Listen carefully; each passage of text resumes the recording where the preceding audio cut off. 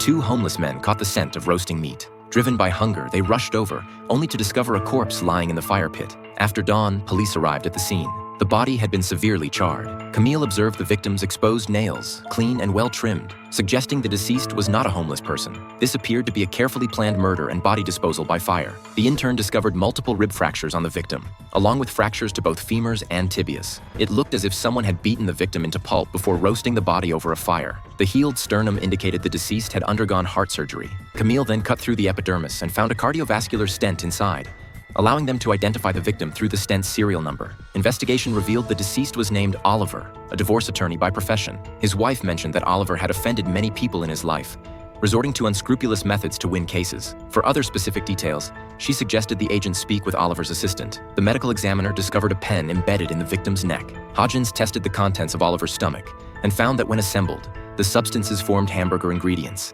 The meat in the burger was actually made from rats. Through investigating delivery receipts, agents identified a suspect who was both a chef and a former client of Oliver's. The chef harbored deep hatred for Oliver. He had initially hired him to fight for marital assets, but Oliver jacked up his prices to the point where he and his ex-wife preferred to split their assets evenly. For revenge, the chef made Oliver rat meat hamburgers.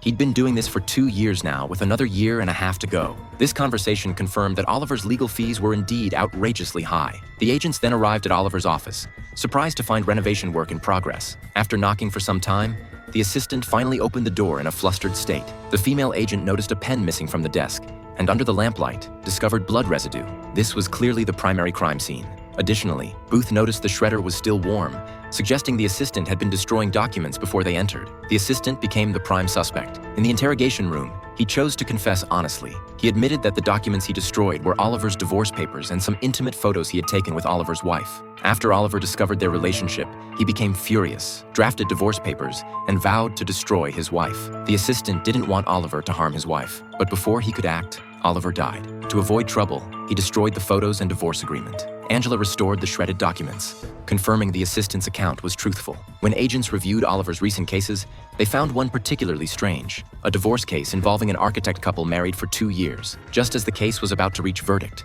the couple suddenly met with Oliver to withdraw their divorce. This timing closely matched Oliver's murder. The agents questioned the couple. They had withdrawn the lawsuit because the wife was unexpectedly found to be pregnant. For the sake of the child, they chose to reconcile. Nothing unpleasant had occurred during this period. Meanwhile, the intern discovered that the pen in the neck wasn't the actual cause of death. The real cause was the extensive fractures throughout Oliver's body. Angela created a simulation reconstruction of the scene. Based on the damage from Oliver's fall, she determined Oliver must have fallen at a speed of 50 miles per hour to cause the current compression injuries.